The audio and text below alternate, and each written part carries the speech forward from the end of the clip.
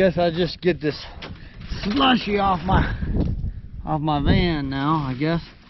So I can go down to the hangar and work on the FireTurd. It's Colorado slushy right there.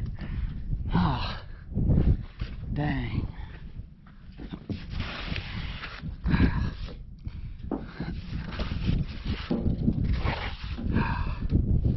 I don't know. I don't think you'd think it was like the middle of May, but whatever, right? Huh.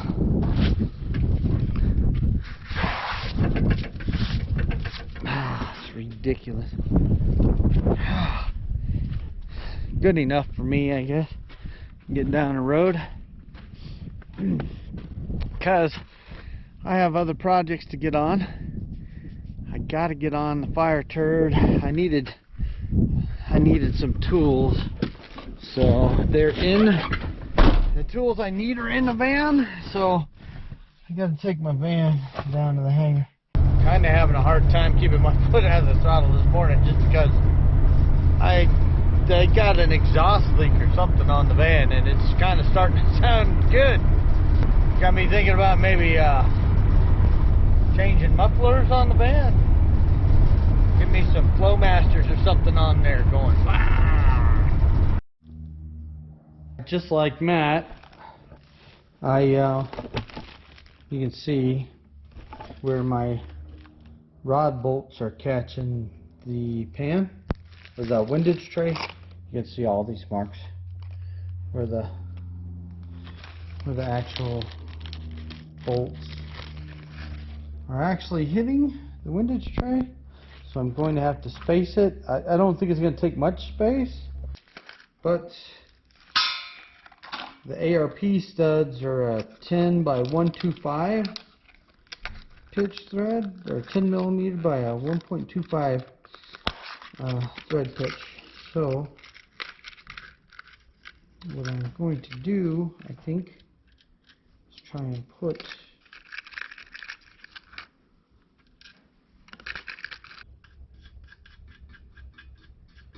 get this down on here and get it checked to see if the crank clears.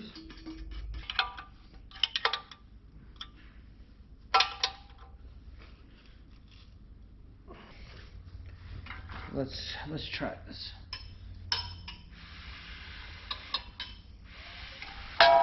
Nope, that still hit.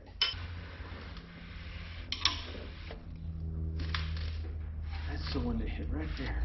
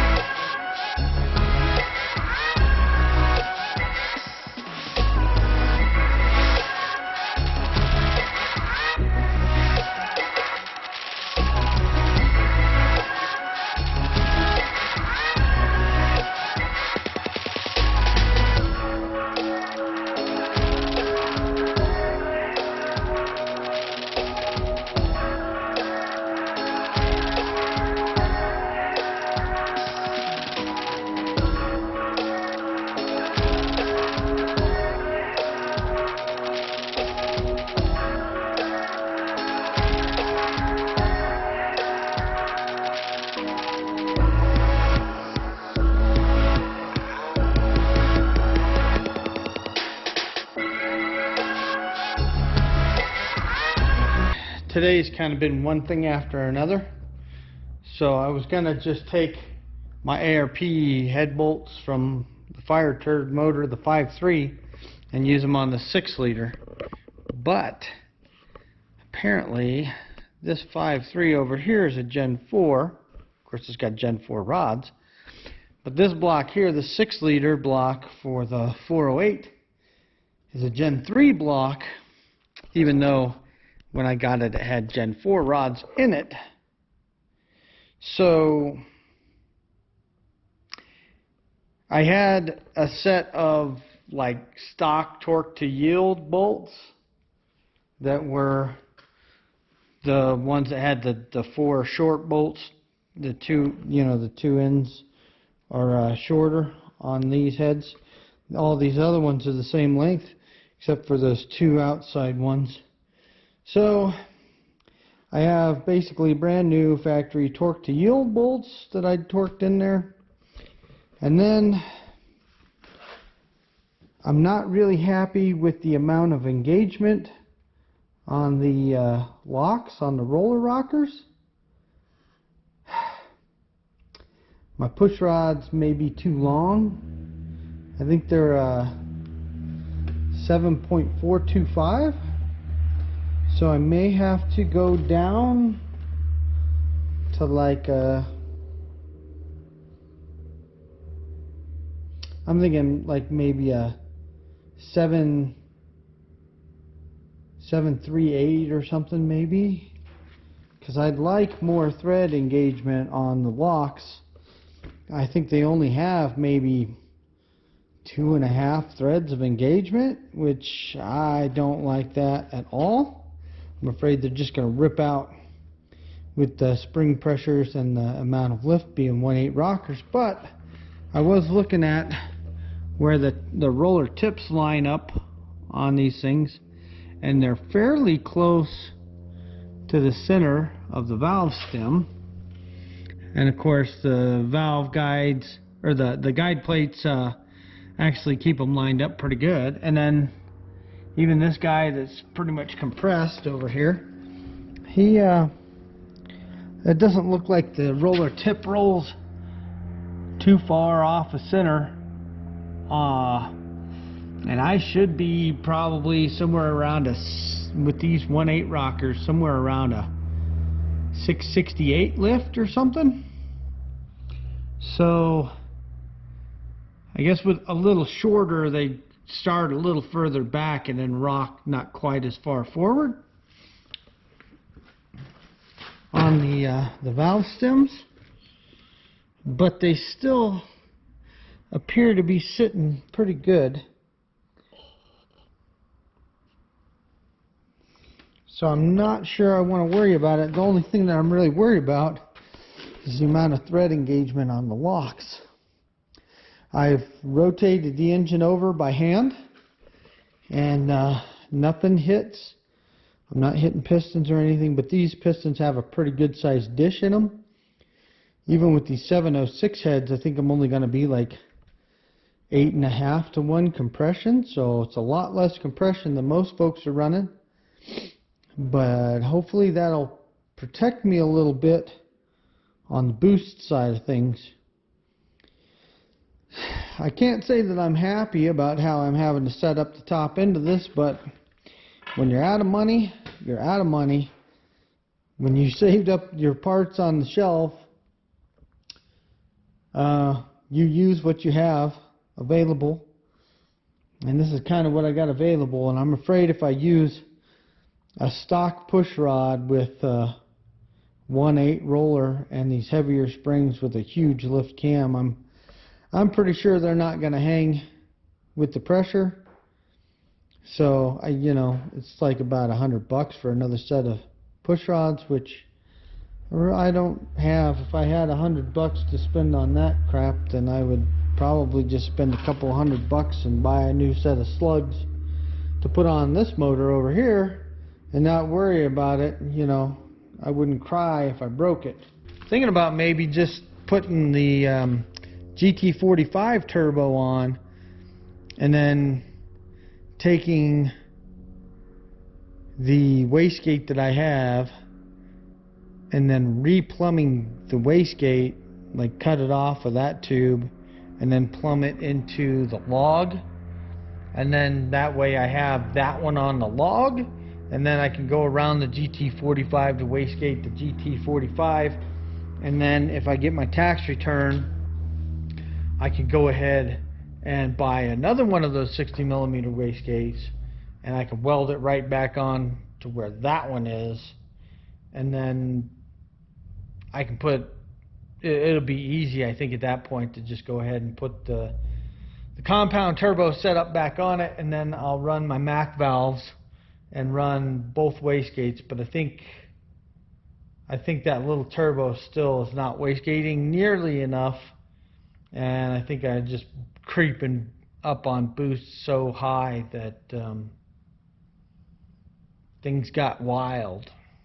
I am interested to hear how that tick performance cam lopes, because I'm thinking it's gonna be pretty sweet. It's gonna sound completely different than the Brian Tooley camshaft, I think. And so that's what I'm up to. It's getting dark. I'm gonna go get some pizza and head home, and I think try and get back on this tomorrow, but we're probably gonna have afternoon thunder showers for like the next week. So we'll see how much I get done. I'll have to get off my butt early in the day and get stuff done. And then I still have to get a half moon key for the crankshaft for my balancer, or for my harmonic balancer, my pulley. So, because it looks like it may have started to spin on the FireTurd crank. So I want to use the keyway on the 408.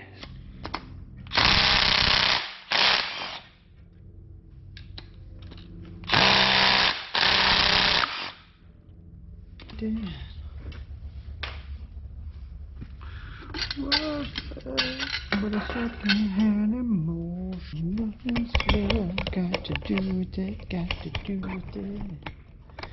What's love but a second-hand emotion? I hate working without music. Then I start singing crap from the 80s like Tina Turner and stuff. I need my Russian rap. Whatever. I'll just make this quick then, I guess.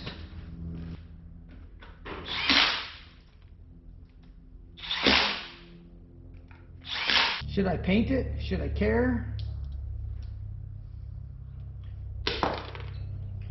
Or should I just slap it together and get it running? I should just slap it together and get it running.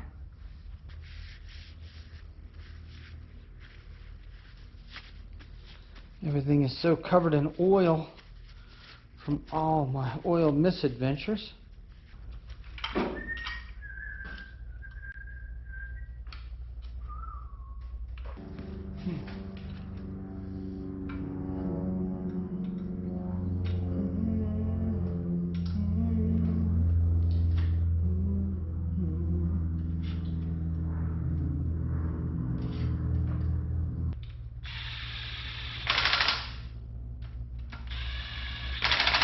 I probably toasted it the first time when I blew out my front main seal. It was probably when I burned through that piston.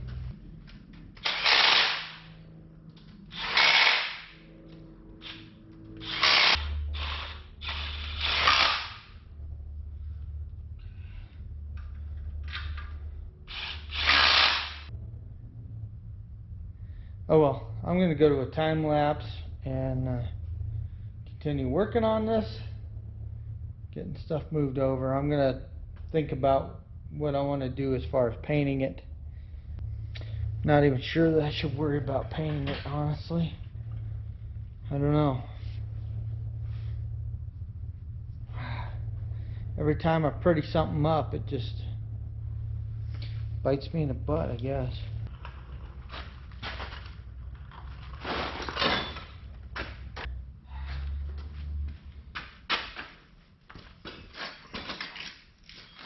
Safest place for it's in the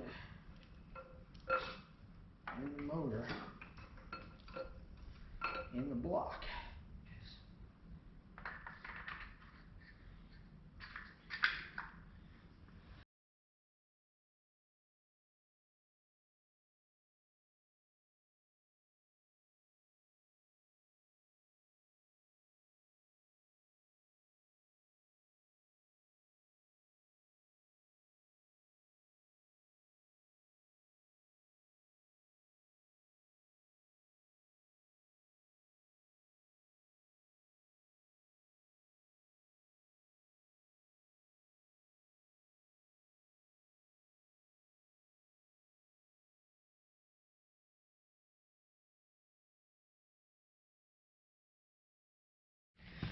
Ha! You thought I was gonna paint a Pontiac motor Chevy orange? That's sacrilege. Actually, this is a Chevy motor, because the only ones they ever put in Pontiacs were aluminum blocks. But kind of hard to tell when it's painted. And I wouldn't paint an engine Chevy orange and put it in a Pontiac. And this here is genuine Pontiac blue. It's definitely a different color blue than GM blue or any of that other stuff. But I'll prove it to you. Yeah, well, maybe not. Haha. There's the label, Pontiac blue. No, this is a old Duplicolor engine enamel that I found was really old. Been on the shelf for years down at a little gas station truck stop down in Midland, Texas. And one day we were down for whatever at work, and I was like, man, I got to do something, get out of my room. So I went down there and I was like, oh, it's a parts store, but it's for like big trucks. So I was like, but I ended up moseying through because I needed something to do. And lo and behold, they had 2 cans. Well, they actually had more. They had a bunch of Pontiac blue paint cans on the shelf, probably been there for years. And so I was like, whoa, crap, and I scooped that up because that was back when I was cutting the back end off of the FireTurd and replacing all the metal that was rusted out with new metal. And I knew I'd use them anyways at some point, you know. So the guy was like, are you sure you want this paint? Because it's freaking so old. And I was like, well, yeah, it's Pontiac blue. I'm like, you just don't find this stuff on the shelves. So I ended up buying the 2 cans, and that was the last of my second can. And I would say it looks pretty good.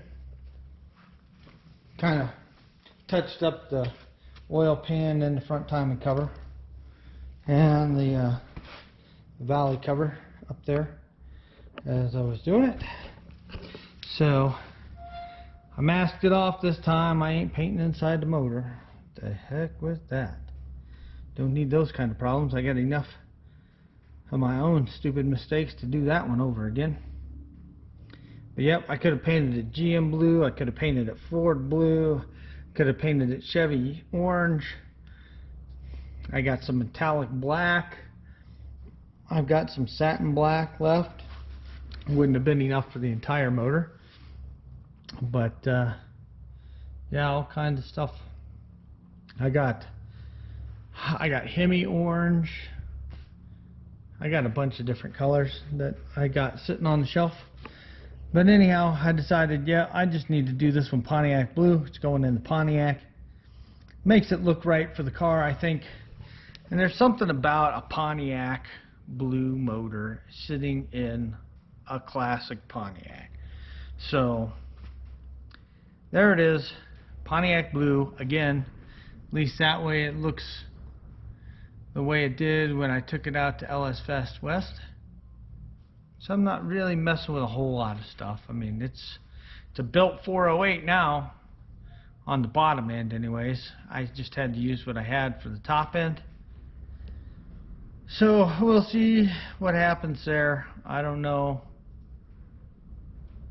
what's going on. Still waiting for things to start rolling and moving.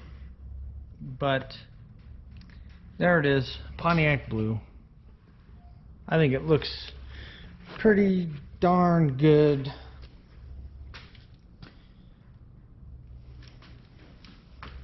I'll still have the valve covers red. The valve covers will still be that bright red paint. Because, well, I suppose I could clean them up and like paint them with like a wrinkle coat black. That would look pretty slick. Something, maybe. I don't know. But it's almost like, what does it matter? They get all covered up with the dang coil packs anyway, so we'll see. But Pontiac Blue, looking good. Just about ready to go into the car again, so hopefully I'll have it running again soon.